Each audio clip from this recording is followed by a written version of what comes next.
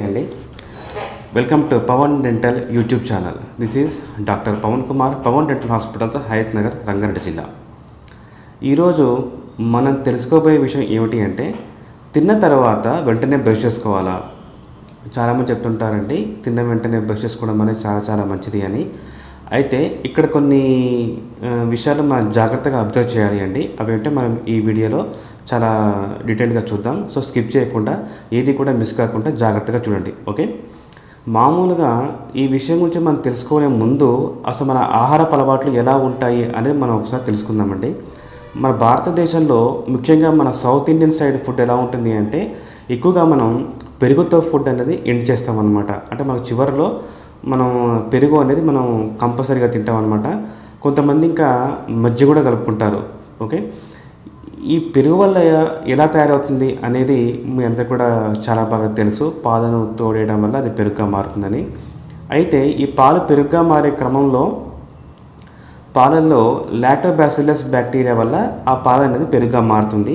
ఈ బ్యాక్టీరియా ఏం చేస్తుందంటే యాసిడ్స్ అనేది రిలీజ్ చేస్తుంది అనమాట. ఓకే, సో మనం తినేటటువంటి ఆహారంలో చివరిదైనటువంటి పెరుగులో చాలా యాసిడ్ కంటెంట్ అనేది ఉంటుందన్నమాట. ఇదొక పాయింట్. ఓకే, నెక్స్ట్ వచ్చేసి పెరుగు కన్నా ముందు మనం ఎక్కువగా ఏం తింటుంటామంటే రోటి పచ్చళ్ళు ఎక్కువ తింటుంటాం మనం. రోటి పచ్చళ్ళు ప్లస్ పులుసు కానీ, సాంబార్ కానీ, రసాలు కానీ తింటూ ఉంటాం మనం.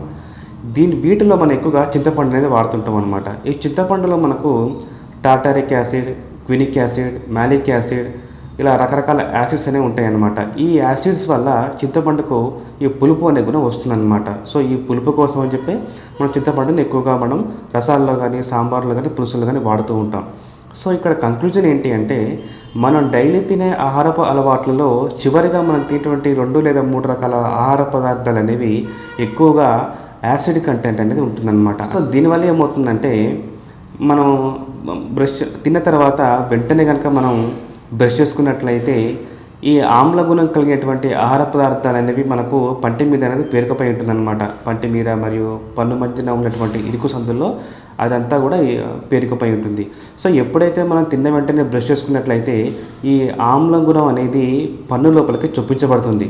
ఓకే, మనం మామూలుగా బ్రషింగ్ టెక్నిక్స్ అనేవి సరిగ్గా ఫాలో అయితే కూడా ఈ ఆమ్ల గుణాలు అనేవి పన్ను లోపల పోవడానికి అవకాశం ఉంటుందండి. ఇన్ కేసు చాలామంది ఆ టెక్నిక్స్ సరిగ్గా ఫాలో కారు కాబట్టి అది ఏమవుతుందంటే చాలా బలంగా బ్రష్ చేయడం వల్ల ఆ ఆమ్ల గుణం అనేది పన్ను లోపలికి చొప్పించబడుతుంది. సో దీనివల్ల ఏమవుతుంది అంటే పంటి మీద ఉన్నటువంటి ఎనామిల్ పొర అనేది కోతకు గురవుతుంది అనమాట. దీన్ని కొరోజన్ అంటారు.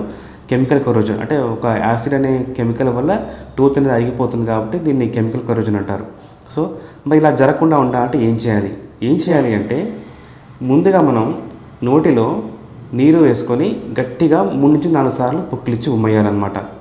ఇలా చేయడం వల్ల ఏమవుతుందంటే నోటిలో ఉన్నటువంటి ఆ యాసిడ్ అనేది ఏదైతే ఉంటుందో పళ్ళ మీద అది కొంతవరకు న్యూట్రలైజ్ చేయబడుతుంది. ఓకే, సెకండ్ థింగ్ ఏంటంటే, పెద్ద వయసు వారిలో మామూలుగా మనం 50, 60, 70 వయసున్న వారిలో ఏమవుతుందంటే వారికి పళ్ళ మధ్యన సందులు అనేవి కొంచెం ఎక్కువగా ఉంటాయి. సో ఇలా నోరు పుక్కిలిచ్చినప్పుడే అలాంటి వారిలో ఏమవుతుందంటే ఆహారం అనేది తొలగించబడుతుంది. ఓకే, దీని తర్వాత ఏం చేయాలి అంటే ఫ్లాసింగ్ అంటారు. యంగ్స్టర్స్లో ఏమవుతుందంటే పళ్ళ మధ్యన గ్యాప్స్ అనేవి చాలా టైట్గా ఎక్కువగా ఉంటాయి. సో వాటర్ వేసుకొని పుక్కిలిచ్చినప్పుడు ఆ ఆహార పదార్థాలు అనేవి తొలగించబడవు. సో అలాంటప్పుడు ఏం చేయాలి అంటే ఫ్లాసింగ్ అని అంటారండి. ఈ ఫ్లాసింగ్తోని అది ఎలా చేయాలి ఏంటి అనేది మనం నెక్స్ట్ వీడియోలో దీని గురించి చాలా డీటెయిల్గా తెలుసుకుందామండి. ఈ ఫ్లాసింగ్ చేయడం వల్ల ఏమవుతుందంటే ఆ ఇరుకుగా ప్రదేశాల్లో ఇరుక్కున్నటువంటి ఆహార పదార్థాలు అనేవి తొలగించబడతాయి.